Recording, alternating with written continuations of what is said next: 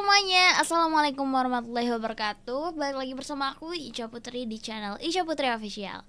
Teman-teman semuanya, di video kali ini aku bakalan mereaction lagi tentang kasus Vina. Yaudah, yuk kita langsung aja ke videonya. Let's go. Widya ini bang, saya melihat dia itu, pertama dia banyak tahu.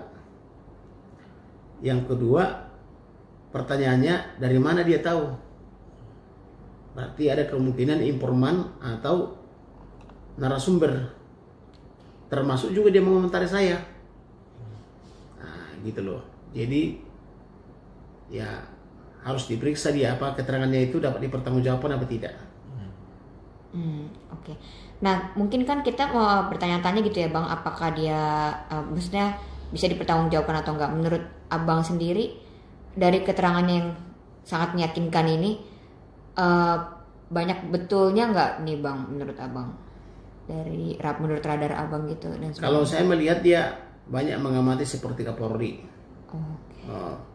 Kemudian membuat penjelasan. Kalau menurut saya masih perlu diverifikasi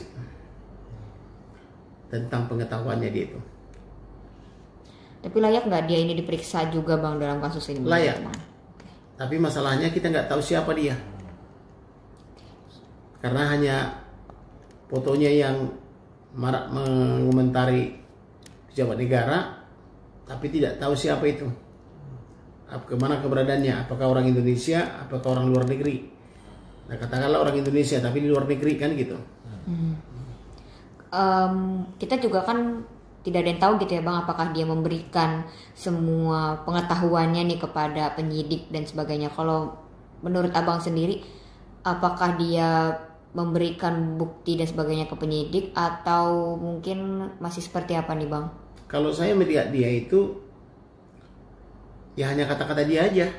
Okay. Karena dia tidak mungkin datang ke penyidik kan, tapi dia memberikan ulasan-ulasan dan disertai dengan video gitu.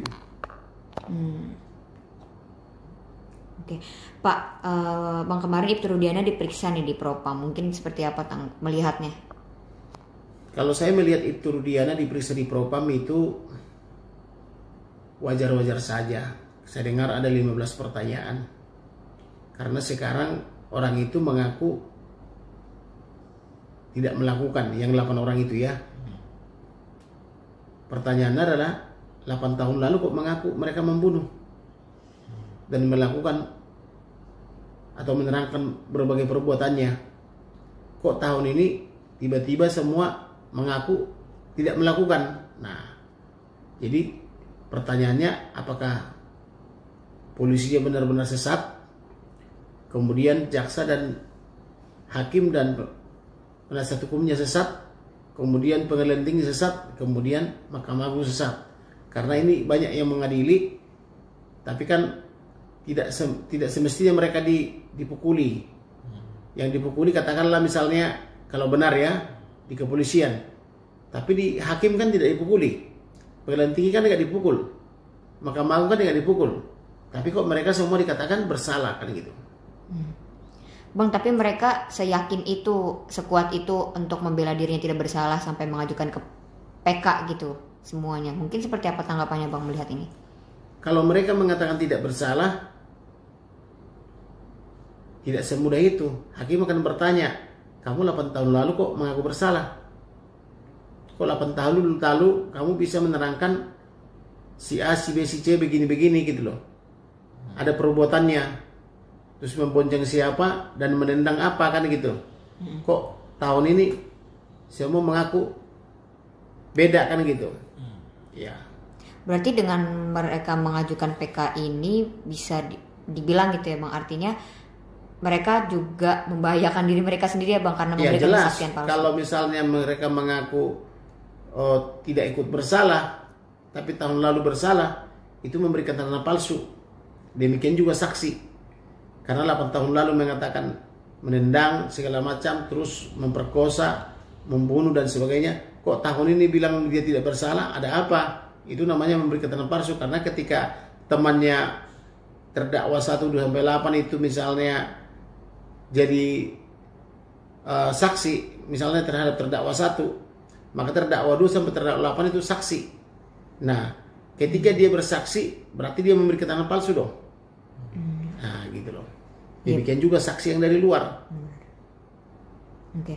Bang, ini kan banyak yang bilang katanya kunci terbongkar kasus ini dari Pak Rudiana. Balik lagi ke Pak Rudiana ya. Cuman memang dari awal dia diam saja dan akhirnya diperiksa oleh Propam. Nah, tanggapannya Bang melihat ini seperti apa Bang pada akhirnya? Kalau Ibtu Rudiana wajar dia diam. Dia kan anggota Polri. Sebagai anggota Polri tentu sedikit lebih berbicara. Tapi jika diperlukan, dia akan memberi keterangan kepada Propam. Karena anak dia juga korban. Kemudian Pina juga.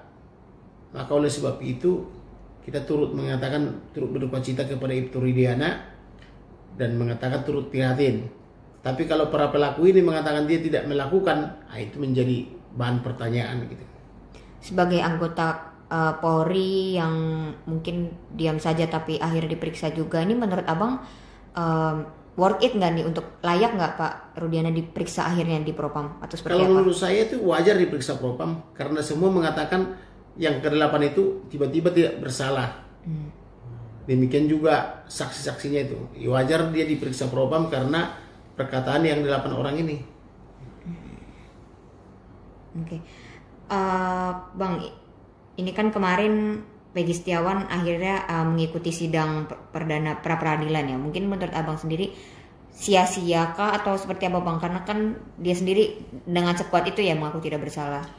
Kalau menurut saya Peggy Setiawan ya, dia mengatakan dia tidak bersalah. Dia melakukan pra-peradilan. Itu sudah benar. Benar enggak dia tidak ikut serta melakukan pembunuhan itu atau rekayasa polisi? Kalau Peggy Setiawan misalnya tidak melakukan pembunuhan itu, maka saya rasa dia akan bebas dari pra-peradilan. Yang kedua, bisa melaporkan juga ke Propam. Selain itu bisa juga melaporkannya ke Jenderal Mabes Polri itu bintang 1 itu Wasidik gitu. Artinya dengan dia menjalani pra-peradilan ini nggak sia-sia ya Bang? Itu akan memberikan titik terang. Iya, karena di pra-peradilan itu dia akan membuka seterang-terangnya dan kemudian saksinya akan diajukan. Siapakah saksinya? Karena ada katanya saksinya yang melihat dia sore hari. Nah, apakah saksinya itu bisa melihat sampai sore hari, sampai malam hari, sampai ketemu pagi, sampai ketemu malam lagi? Ya kalau ada orang bersaksi begitu, ya menurut saya sih dia akan bebas itu. Oke. Nah, Bang, ini kan banyak yang mau membela terpidana ya, mengaku korban salah tangkap, bahkan sampai Pak Oto juga mau membela. Tanggapannya melihat ini seperti apa, Bang? Kalau saya melihat, kalau misalnya dikatakan mereka datang ke Bang Oto, kemudian pertanyaan saya, 8 tahun lalu kamu ngomong apa? Kalau dia misalnya 8 tahun lalu mengatakan si A, si B adalah perannya membunuh. Lalu sekarang dia bilang, oh itu keterangan saya itu tidak benar. Ya berarti dia memberikan keterangan palsu. Berarti mereka memberi keterangan palsu di bawah sumpah. Bisa kena 7 tahun sampai 9 tahun. Itu. Oke. Kalau Sakatata gimana Bang yang mengaku salah tangkap juga, yang pada akhirnya dibebaskan? Ya seperti itu. Kalau misalnya 8 tahun lalu dibilang mereka melakukan, berarti tahun ini siap-siap mereka dilaporkan memberi keterangan palsu. Oke. Jadi untuk Sakatata sendiri ini berhubung dia sudah bebas gitu ya, dia tetap bisa dikenakan pasal memberi keterangan palsu nggak Bang? Ya jelas, karena 8 tahun lalu dia ngomong apa berbeda dengan tahun ini. Jadi kalau 8 tahun lalu misalnya dia bilang si A begini, si B gini, si C seperti ini, mahir dia menjelaskannya. Tapi kemudian 8 tahun kemudian misalnya dia cabut, itu semuanya keterangan palsu gitu loh di dalam hukum itu. Jadi hati-hati memberi keterangan, karena memberi keterangan itu hakim itu harus hati-hati, karena majelis hakim menanyakan apakah keterangannya atau bukan. Jadi dia tulis apapun di situ, itu pasti ditanya hakim apakah keterangannya seperti itu. Kalau keterangannya berbeda di situ, pasti majelis hakim juga berhak mencabut. Jadi keterangannya adalah apa yang diucapkan di hadapan majelis hakim. Walaupun Sakatata mengaku dia juga dipaksa, berarti itu tetap berlaku ya, dia ya Bang? keterangan dia yang di depan penyidik itu, katakanlah dia dipaksa, kalau benar ya, itu tidak berlaku karena yang benar adalah apa yang diterangkan di majelis hakim. Oke. Bang, ini kan kemarin ramai juga ya Bang Hotman meminta Pak Jokowi untuk membentuk tim TPF. Seperti apa Bang melihatnya?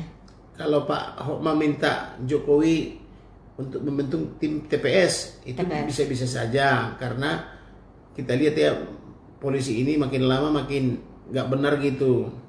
Jadi itu makanya sebabnya saya katakan polisi itu tidak lagi berdasarkan tamat SMA saja. Karena selama ini kan polisi kan hanya tamat SMA, kursus 3 bulan atau 6 bulan, pulang-pulang petantang-petenteng kan begitu. Jadi oleh karena itu ke depan polisi harus latar belakang sarjana hukum, kemudian sarjana lain. Jadi inilah waktunya polisi Indonesia harus tingkatkan taraf pendidikannya minimal sarjana hukum. Jadi yang sarjana hukum itulah yang ditempatkan nanti di tingkat penyidikan gitu. Jadi supaya lebih mudah memahami kasus setiap orang gitu. Ini kan banyak pro kontranya ya Bang, banyak juga ahli hukum senior gitu yang menilai justru permintaan Bang Hotman ini melecehkan pengadilan, jaksa kita dan sebagainya. Dan mereka juga mempertanyakan urgensinya gitu. Kalau dari Abah sendiri urgensinya berarti lebih kepada pendidikan kepolisian ya? Kalau saya melihatnya kepolisian itu udah terlalu rendah pendidikannya karena mereka rata-rata sama SMA. Jadi ke depan itu mereka itu minimal sarjana. Minimal ya sarjana, kemudian setelah berpraktek menjadi S1 dia ambil lagi S2 S3 gitu loh. Jadi karena mereka berhadapan dengan masyarakat di mana rata-rata pengacara rata-rata S2 S3 sekarang ini. Berarti Abang setuju dengan Bang Hotman ya untuk dibuatnya TPF? Ya, saya setuju dengan Bang Paris. Oke, Abang banyak yang meminta Abang nih untuk jadi kuasa hukum Peggy, tapi Abang sendiri menolak dan banyak yang kecewa gitu Bang oleh dengan itu. Mungkin tanggapannya gimana? Saya lebih tertarik membela korban. Oke. Karena Pina ini kan kita tahu kan dia dibonceng oleh Peggy, Eki ya. Eki. Nah kemudian dia korban dipukuli, kemudian setelah dipukuli diperkosa. Jadi saya lebih tertarik membela korban daripada membela pelaku. Jadi oleh karena itu saya menyatakan dari lubuk hati yang paling dalam turut sedih dan prihatin karena mengapa orang seperti itu mampu melakukan perbuatan seperti itu, membunuh dan memperkosa, itu sangat biadab menurut saya. Oke, Abang, tapi walaupun Abang sendiri lebih membela korban daripada pelaku ini ya kan, petunjuknya kan bukan kepada Peggy Setiawan gitu. Banyak yang meyakinkan gitu untuk Peggy Setiawan ini bukan pelakunya atau salah tangkap juga. Kalau Peggy Setiawan menurut saya kenapa dia namanya sampai 3? Kata polisi ya, kata polisi namanya 3. Kata polisi juga KTP-nya sampai 3. Demikian juga orang tuanya. Orang tuanya memperkenalkan dia bukan anaknya tapi ponakannya. Nah, oleh karena itu sebaiknya dipertanggungjawabkan itu atas dasar apa dia punya nama atau punya KTP sampai 3 itu. Oke, Bang, berhubung terpidana nih, para terpidana banyak yang mengajukan PK dan yakin bahwa mereka ini tidak bersalah. Mereka ingin meminta kuasa hukum kepada Abang seperti apa kira-kira nih? Kalau mereka minta tolong sama saya, terus terang saya mohon maaf dengan sebesar-besarnya saya belum tertarik, tapi saya lebih tertarik membela Pina. Karena Pina itu kan sama Eki itu kan, sama Eki ya, itu benar-benar korban diperkosa dan dibunuh. Okay. Jadi biarlah pengacara yang lain gitu loh. Berarti Abang menolak untuk membantu para terpidana ini ya Bang? Biarlah pengacara lain yang membela mereka. Oke. Bang, satu lagi nih, Abang mungkin melihat kasus ini seperti apa sih Bang? Kasus ini sangat menarik karena ada film yang membuka ini semua. Sudah 8 tahun berlalu dan kemudian ditangkap pelakunya yaitu Peggy Setiawan. Kata polisi ya. Kemudian diketahui KTP 3, orang tuanya 2, atau namanya 3, orang tuanya 2 gitu loh. Kemudian kendaraan bermotor juga kata polisi dari 8 tahun lalu ditemukan ada sama Peggy Setiawan atau STNK-nya. Kemudian namanya juga sama dengan Peggy Setiawan. Kemudian ijazah SD, SMP, SMA katanya dari Cirebon juga. Jadi kebenarannya itu biarlah polisi. Tapi menurut saya biarlah lebih bagus ini diperadilankan, kemudian dilapor propam, kemudian dilapor ke wasidik. Biar terang semuanya. Terima kasih. Bang, izin satu lagi. Tapi abang kalau ditanya kepercayaan abang kepada kepolisian gitu untuk menangani kasus ini, seperti apa bang melihatnya? Kalau kepercayaan saya kepada polisi terus terang udah lama suram gitu lah. Karena biar bagaimanapun polisi itu kebanyakan tamat SMA, oleh karena itu tamat SMA itu sudah tidak zamannya, karena rata-rata sekarang sudah S1, S2, S3 masyarakat yang dihadapi. Maka oleh karena itu sudah waktunya bagi penyidik kepolisian minimal sarjana hukum atau sarjana ilmu lain. Oke. Begitulah karakter manusia. Kalau ngelihat duit hijau, ekspresinya sangat-sangat membagongkan. Itu baru ngelihat duit segitu loh ya. Apalagi kalau amplop coklat berisi gepokan, kayak mana tuh? Ya, begitulah manusia. Jadi, yang dapat membutakan, menggelapkan mata manusia itu bukan cuma cinta ya guys. Uang juga bisa jadi. Betul apa betul? Itu dia teman-teman, gimana makin seru kan? Kayak kita tuh jadi pengen menelusuri gitu. Kita jadi terdorong untuk mencari bukti-bukti yang lebih jelas teman-teman ya. Dari video, dari foto dan lain-lainnya. Gimana menurut kalian? Langsung komen aja ya di bawah.